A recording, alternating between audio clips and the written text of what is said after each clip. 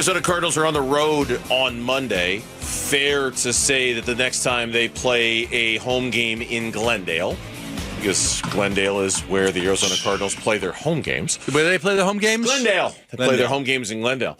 You learn something every day. On right? the Like, seriously, really, just it's people. Someone driving around right now is going Glendale. I had no idea. Yeah, it's true. It's Glendale. where they play. They play in Glendale. It's fair to wonder who will not be on this roster. Who is right now? The trade deadline. It's funny.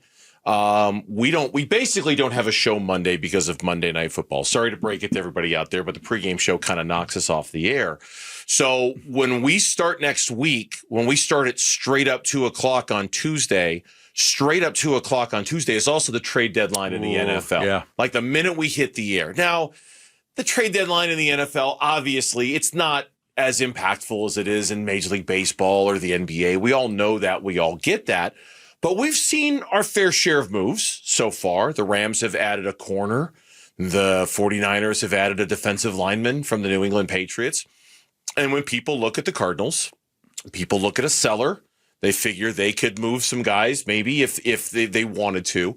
And the three names that came up today in a piece that was done by Teo Mackey in terms of if you're looking at three guys who could go. Hit me with your best shot. Three players the Cardinals could deal at the NFL trade deadline.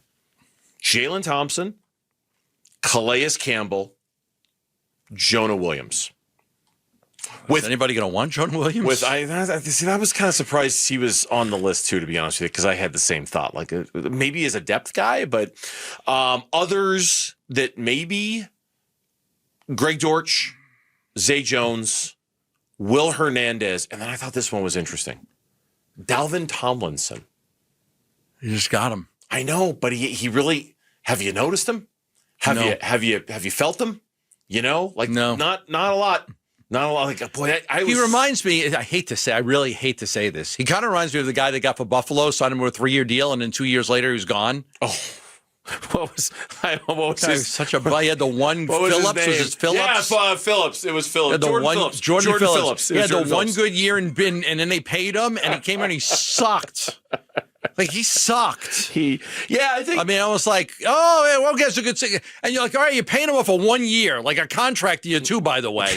And then he was just terrible. Yeah, I think to be fair to Dalvin, he had a more of a consistent career than Jordan Phillips. Yes. He didn't have just the one good year. But I would understand. He was somebody we were both really excited when they got him in free agency. Like, oh man, that's going to really solve some problems for them. And instead, now he shows up on this list, but not as one of the main three. The main three and the main, like Jonah Williams, I don't know if he'd get much interest. You said it best about Calais Campbell yesterday. It would have to be what he wanted. And Teo in his story mentioned about Calais Campbell, and I had forgotten about this. Last season, the Dolphins got trade offers for Calais Campbell at the deadline. Yeah, he said no. He said no. Don't want to leave Miami midseason. Right. I don't want to go. And so I think it's fair to wonder, maybe even assume, he would say the same thing here in this situation. Except this is the end. And like last year, he probably knew he was going to play another year. Now it's the end, and you start to think, okay, do you want to try to win a Super Bowl? Like, there was a trade proposal I saw from a Philly site that said, look, the Eagles can really use Calais Campbell. Like, they can really use him. And so they had a proposed trade, Calais Campbell, for a 6th-round pick. They said he's 39 years old, still productive. He's been a bit of a mercenary in recent years, moving from team to team. Grain of salt as always, but Pro Football Focus has Campbell graded as the 7th best defensive lineman in the NFL last season. He's 13th this year. Hasn't seen a big drop-off. Versatile, could play on the edge, in the interior. The Eagles could use both spots. It says the Eagles and Chiefs reportedly were interested in signing him during the free agency period, but he came to Arizona. So would he go to the Eagles? Like, if I'm Calais, it would have to be a team I think could win the Super Bowl. It would have to be. And he still may say no. He still may say, I don't want to go. But it would have to be a team that, okay, I'll go there. It's 6 weeks, 8 weeks, whatever it is. I'll try to win a Super Bowl. Because you get traded in November, and, the season's going to end, 7, 8 weeks later, and then you've got the playoffs, of course. But would he go rent a place for 3 months and try to win a Super Bowl with somebody? The easy answer is I don't know, because we know Calais, but we don't know him. It's not like I can call him on the way home and ask him and see what he thinks about that.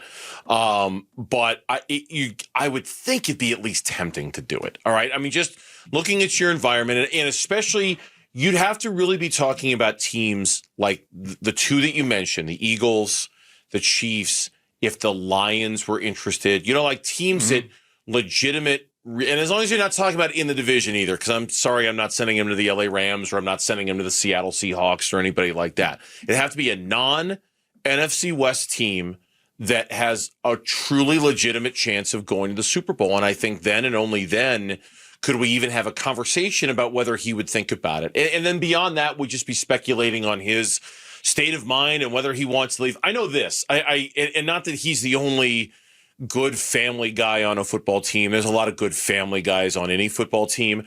I go to these games, and so do you. And about 2 hours before every game, Calais Campbell is down on that field, and he is playing with his kids, and he's having a good time. They're running around on the field, and he's running around with them. And like,